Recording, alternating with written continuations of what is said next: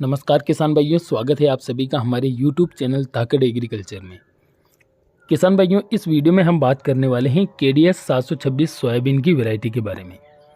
बरसात के मौसम में KDS 726 सोयाबीन की खेती हम किस प्रकार से कर सकते हैं, क्या इसकी खेती करने से हमें फ़ायदा होगा या फिर नुकसान होगा, यह वैरायटी बरसात के सीज़न में सक्सेस है या फिर नहीं है, और इस वैरायटी को हम कौन कौन से क्षेत्रों में लगा सकते हैं, इसके बारे में पूरी जानकारी आपको इस वीडियो में मिलने वाली है।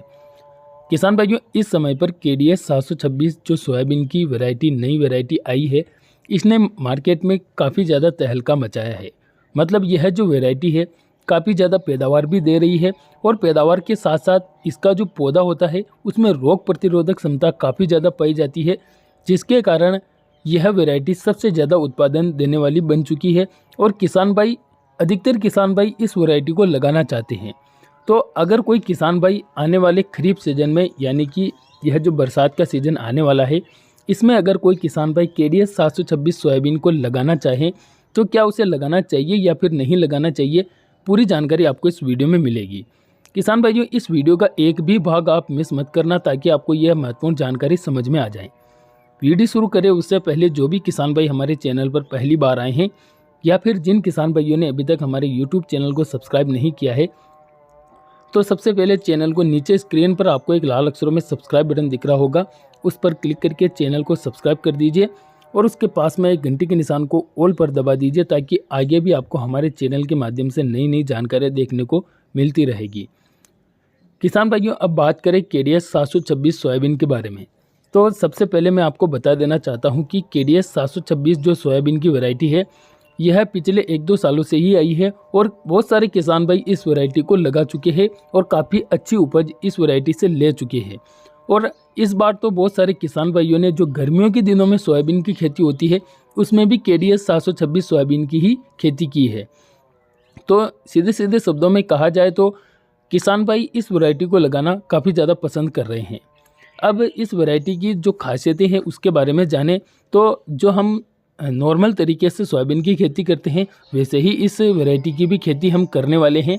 और इसमें कोई विशेष कोई ऐसा नहीं है कि इस प्रकार से खेती करनी पड़ेगी या फिर अलग तरीके से खेती होगी। सेम वही प्रोसेस रहती है खेती करने की। इसका जो बीज दर होता है वो 40 से 45 किलोग्राम पर एकड़ के हिसाब से रखना होता है। अब बात आती है कि क्या यह वैरायटी बरसात के सीज़न में सक्सेस होगी या फिर नहीं होगी। देखिए किसान भाइयों, जो भी किसान भाई KDS 726 सोयाबीन को लगाना चाहता है, उन किसान भाइयों से मैं यही कहना चाहूँगा कि चाहे आप KDS 726 लगाएं, चाहे इसकी जगह पर कोई अन्य वैरायटी लगाएं, एक बार अगर आपका सोयाबीन खेत से उगकर बाहर आ जाता है तो आप यूँ समझ लीजिए कि आपकी आधी फसल तैयार हो चुकी है। क्योंकि सबसे ज़्यादा जो हम सोयाबीन की खेती करते हैं उसमें सबसे ज़्यादा समस्या उगने में आती है। बरसात हो जाती है, फिर हम सोयाबीन की बुआई करते हैं। अगर बुआई करने के बाद ज़्यादा बारिश हो जाती है तो फिर सोयाबीन का जो दाना होता है वह फट जाता है, तो वह उगता ही नहीं है। तो इसलिए मैं यह कह रहा हूँ कि अगर एक बार, चाहे आप KDS 726 लगा रहे हैं या फिर कोई सी भी वैरायटी लगा रहे हैं, एक बार अगर आपके सोयाबीन का बीज उगकर खेत के बाहर आ जाता है, तो फिर आपको यह समझ लेना है कि यह वैरायटी, चाहे कोई सी भी वैरायटी हो, वह सक्सेस ही होगी, उसकी पैदावार अच्छी ही निकलेगी। बस आपको उसके उगने पर ध्यान देना होगा। तो अगर KDS 726 के बारे में बात करें, तो KDS 726 वैरायटी को अगर आप बरसात के सीज़न में लगाते हैं तो यह वैरायटी बिल्कुल सक्सेस होगी। लेकिन मैं यहाँ पर यह नहीं कह सकता हूँ कि यह उगेगी या फिर नहीं उगेगी, क्योंकि उगने का जो सिस्टम रहता है वो प्रकृति पर डिपेंड करता है। क्योंकि जब हम सोयाबीन की बुआई करते हैं, तो अगर बुआई के बाद ज़ोरदार बारिश आ जाती है तो उससे सोयाबीन के उगने के चांस न के बराबर रह जाते हैं।